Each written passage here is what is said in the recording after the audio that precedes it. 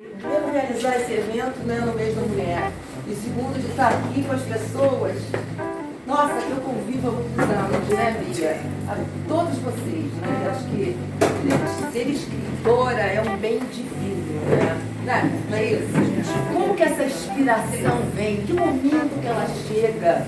No dia a dia, na correria, né? E é uma dádiva, né? Uma dádiva de Deus mesmo, sabe? Então, eu queria primeiro dar boa tarde a vocês e dizer que realmente eu estou muito, mas muito emocionada no dia de hoje, recebendo vocês aqui. Muitos já conhecem nossos cursos, a gente faz parte do nosso curso há muito tempo. Escritoras aqui que eu convivo, né, Bia? Trinco terá a mediação da professora, doutora em letras, Márcia Peçanha, presidente da Academia Fluminense de Letras e a primeira mulher a presidir o Senato Fluminense de História e Letras e a Academia Niteroense de Letras. Estou certa? Bravo!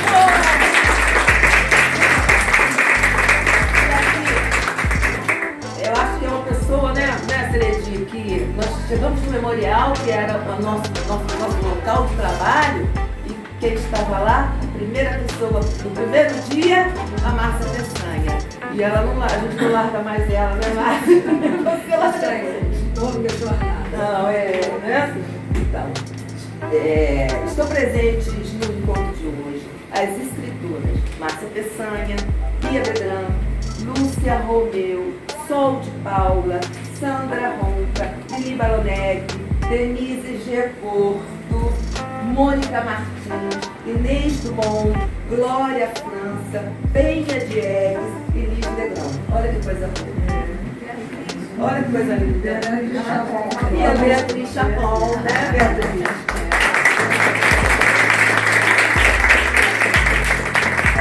Nossos agradecimentos ao senhor secretário municipal de Educação de Niterói e presidente da Fundação Municipal de Educação de Niterói, senhor Lira Marques, que daqui a pouquinho, né, vai estar aqui, né, falando com vocês, tá?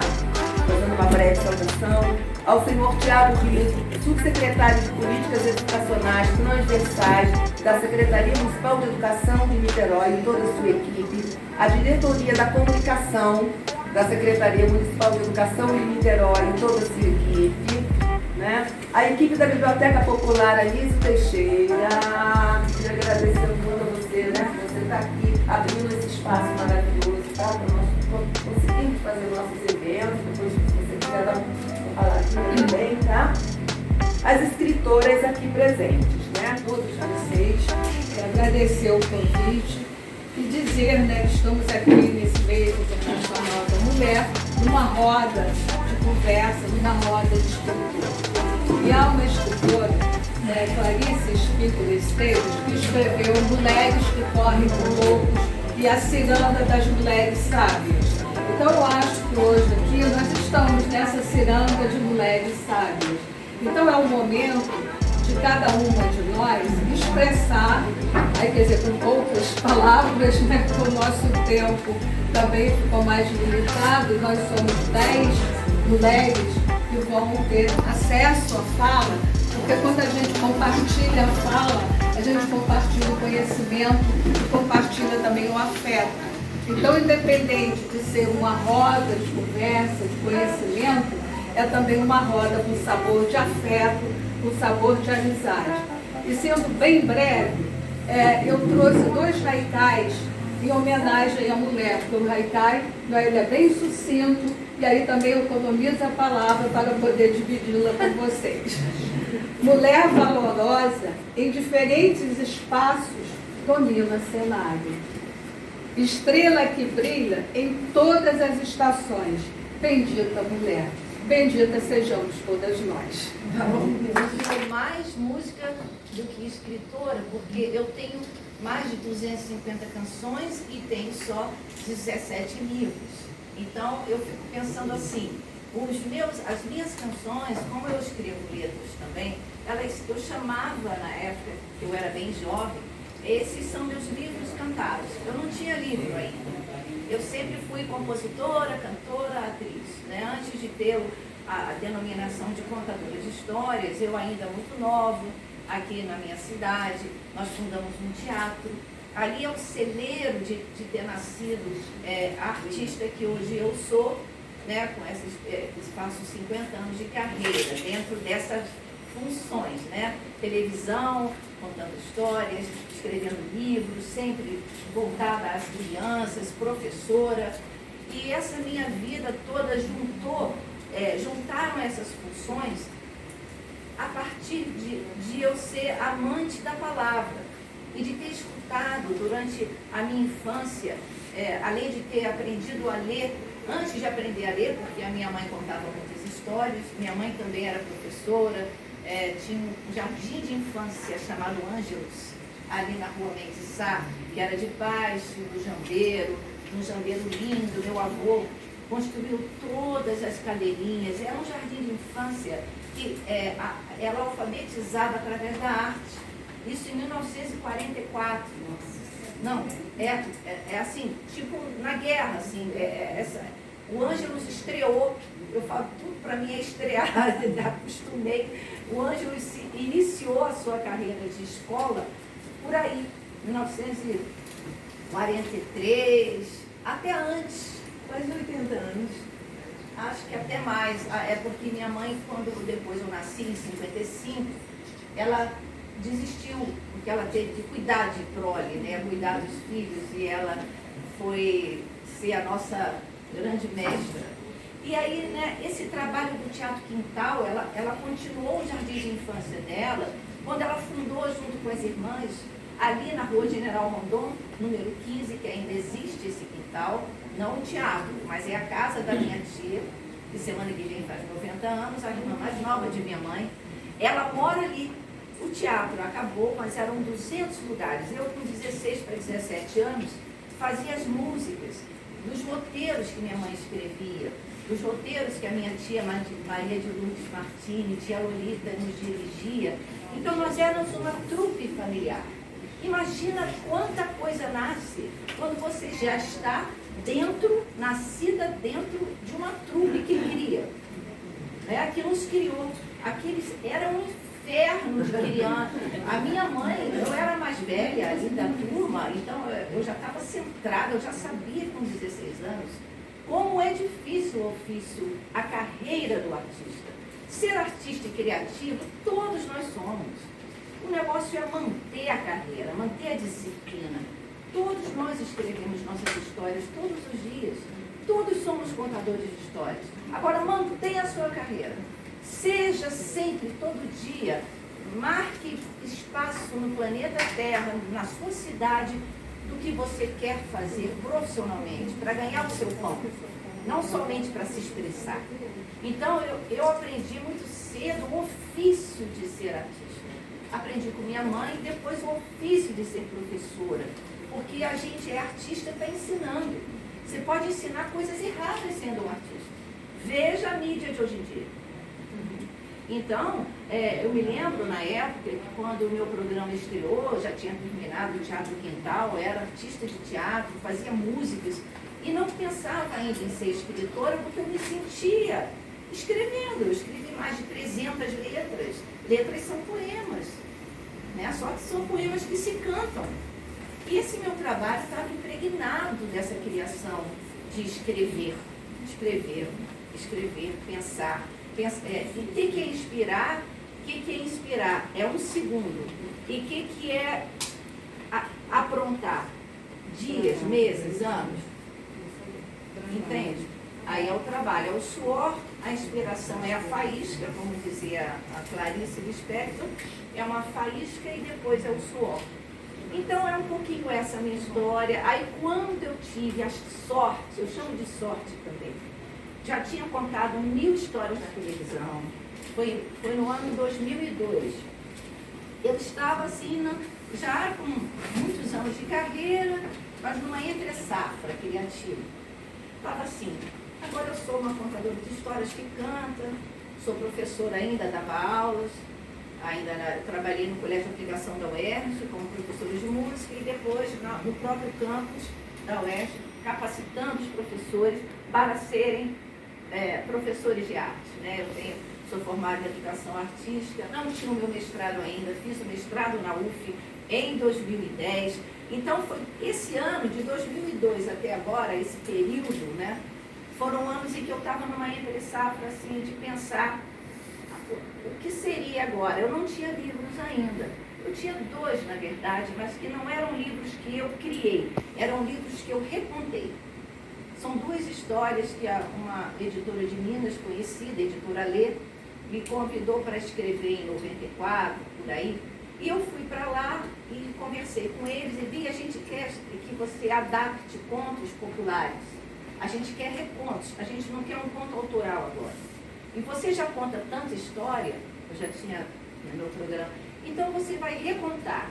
Aí eu escolhi recontar A Sopa de Pedra e escolhi recontar um conto chamado Viva Deus, que o Câmara Cascudo recolheu. Saíram 2 livros que até hoje são, quer dizer, vende de 94 até hoje, pouquinho. Mas a editora mantém no catálogo, porque até hoje falam da Sopa. Por que até hoje permaneceu? Porque tem música. Logo eu coloco música na história, logo eu coloco uma gravação para poder a criançada na escola cantar a música do tema da Sopa de Pedra e depois ler o livro. Então são caminhos que se entrelaçam para poder então chegar ao livro lido. E esses 2 livros foram um marco para mim, mas eu parei, chegou 2002, eu ganhei um convite da Nova Fronteira. Bia, você não quer escrever umas coisas para a gente não? Você precisa ter uma coleção de livros. Você já tem tantas obras musicais. Que bom. Aí na mesma hora, foi um convite para eu escrever. Eu não tinha escrito o livro. Aí eu pensei num projeto. Primeiro eu pensei, vou fazer livros, criança pensando. Criança pensando. Vai ser isso. Livros com crianças que pensam. E aí foi maravilhoso, porque eu fiz o primeiro, chamado Cabeça de Vento, fiz o segundo já direto, porque era uma trilogia, já fiz o Eu e o Tempo, e o terceiro eu já escrevi 3 logo, Deus. Todos do mesmo tamanho, os mesmos caracteres, geralmente 5.600 caracteres para caber num livro infantil com as suas ilustrações. Eu aprendi muito rápido uma forma, que eles me pediram uma forma. Então, eles também me ensinaram a ser escritora profissional. Porque aí eu mandei os 3, eles aprovaram. Queriam tirar a reticência do Deus. Eu falei, então não retira, precisa da reticência. Eu não tinha nada a perder, eu queria a reticência, porque era uma reflexão sobre Deus. É uma criança que não tem ainda dogma. Ele está conversando com um amigo que também não tem ainda uma religião. Eles estão conversando sobre onde está Deus. É isso. Por isso eu queria a reticência. A partir daí, deu certo. A Nova Fronteira um pouco me adotou. Eu tenho 2 livros ilustrados pela Sandra Monca, 3 livros. Agora vem o terceiro, né? Não, mas a Nova Fronteira são 2. É isso. Então, essa é a questão. E aí eu estou muito feliz de estar aqui nessa biblioteca, nesse campo de São Bento lindo, nessa cidade de Niterói que eu adoro, no bairro Caraí, no estado do Rio, no Brasil, neste mundo que às vezes parece tão sério, não é? Intransponível, cinzento, abarrotado de gente e por isso tão violento. Parece também ter um azul redondo, divertido, totalmente descomplicado, cada coisa com sentido. Tudo depende do jeito que você ouvir. Se o encara por cima dos óculos, com testa franzida, mau humor, talvez lhe pareça uma arma que fere, só causa dor. Mas se o descobre como criança, ele parece uma bola. E veja só como rola na palma da sua mão. E é no jogo da vida que eu lhe passo a bola do mundo. Toma, Bernardo. Você passa adiante, e a outra pessoa que vai rolando também, passa. Vai rolando apenas no jogo. Quem quiser entrar é só pelo puro prazer de jogar, hein? Então, pode me dar um mundo que agora vamos passar para outra coisa. Carlos Drummond diz assim: lutar com palavras parece sem fruto, não tem carne, não tem sangue, entretanto, luto. E que luta é essa, hein? É a luta pela beleza, pela suavidade, pela ternura, pela elegância do falar. não é? Pela delicadeza. Não é à toa que Chico Buarque fala, eu te encontro com certeza no tempo da delicadeza. Ninguém se encontra no tempo da raiva, do ódio, se encontra somente na delicadeza. Então, é com essa palavra que nós estamos hoje aqui dando as mãos nesta ciranda de alegria, ciranda poética e ciranda cultural. E eu vou lhes dizer, eu entrei nessa ciranda aos 8 anos de idade, porque desde que eu comecei a ler, eu me encantei com as letras, com a palavra. E eu ficava assim, pegava os livros e fazia aquele montinho, minha mãe falava, vai brincar com as outras crianças. Eu falava, calma, eu primeiro tenho que ver o que meus amigos aqui estão me falando. E aí li aqueles livros, e aí, aos 8 anos, eu fiz um grande projeto de vida. Eu vou ser escritora. Quando me perguntarem, que perguntam as crianças, tadinhas, o que você vai ser quando crescer? O que você vai ser? Hoje em dia não tanto, mas antes pensava. Eu sou da época que perguntava todo dia. O que você vai ser quando crescer? Aí eu já tinha a resposta na ponta da língua. Eu vou ser escritora. Não é escritora assim de romance e tal. Vou ser poeta, porque eu queria que tivesse assim, na página, uma música, sabe, da rima, e enfim, eu queria ser poeta mesmo. E eu fiz umas poesias pequenininhas quando era criança, e aí, quando eu era adolescente, comecei a fazer mesmo a poesia, e vi que a poesia é uma coisa orgânica. Ela primeiro, a gente brinca com as palavras, com as letras, depois corteja as palavras. Essa fica melhor aqui. Não, essa fica aqui, deixa eu botar aqui. E depois você se apaixona pelas palavras. Aí escreve e fala, yes! É isso que eu queria falar. Deus, obrigada. E aí depois você produz. Aí você solta o seu livro e ele vai voar pelo mundo, por lugares que você nem sabia que ele poderia estar. O evento das escritoras. Tá aparecendo agora todo mundo? Tá, sim. Niterói. Sim, pra frente, hein? Pra frente. Olha pra frente. Pra cá, gente, ó.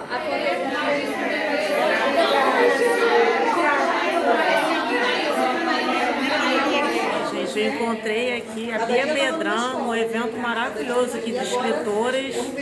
Aí eu gostaria que ela desse um depoimento, assim, um recado para as jovens escritoras de hoje, adolescentes. Que beleza, olha, que bom. Esse recado é um recado que me faz muito bem poder dar, como com a experiência que eu tenho de tanto tempo nesse trabalho de colocar nossas ideias, não somente no papel, no computador, mas na vida. Escrever todo dia um pouquinho sobre o seu dia a dia, você que é jovem, você que tem muitas experiências todos os dias, todos nós somos contadores de histórias, porque todo dia acontece a nossa história nesse mundo. Então escrever sobre ela, sem pretensão de lançar livros ainda, escrever pelo dom, pela beleza de se colocar no mundo. Façam isso e, quem sabe, daí nasce uma grande escritora, um grande escritor que vai deixar suas ideias também para outros jovens e outras pessoas que nesse mundo virão. Um grande abraço e escreva, registre suas ideias. Isso é maravilhoso. Deixe sua história registrada nessa vida. Obrigada. Espero que vocês tenham gostado desse vídeo. Aproveitem, curtam o canal, compartilhem entre seus amigos. E muito obrigada por assistir.